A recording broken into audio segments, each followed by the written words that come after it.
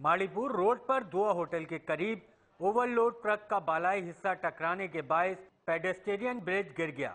Bridge गिरने से रास्ता ब्लॉक हो गया और टावर से शेरशाह जाने वाले ट्रैफिक के लिए माड़ीपुर रोड बंद हो गया। शदीद ट्रैफिक जाम में डाकुओं ने शहरियों से लूटमार की और बासानी फरार हो गए। पुल का मलबा सड़क से हटाने के लिए इलाका मकीनों ने अपनी मदद आप के तहत काम किया और कई घंटों की जद्दोजहद के बाद ट्रैफिक बहाल कर दिया गया। काफी लोड हुआ था, ये जनरेटर ऊपर 3 लोड किए हुए थे जिसको लगने से पुल गिर गया। काफी स्पीड में था कंटेनर भी। इससे पहले हुआ मगर उस तरह इतना हादसा नहीं हुआ जितना इस बार हुआ। पूरा पुल कल्टी हुआ है नीचे। क्रेन मोहल्ले वाले लेके आए, ये इलाका मकीन वालों, यानी इलाके वालों ने ये काम करा है। बाकी गवर्नमेंट कोई नहीं है, कोई गवर्नमेंट नहीं लेके आए क्रेन मिरेन। इधर कोई काम नहीं करता है, बस हर कोई अपना जेब भरता है और चले जाता है।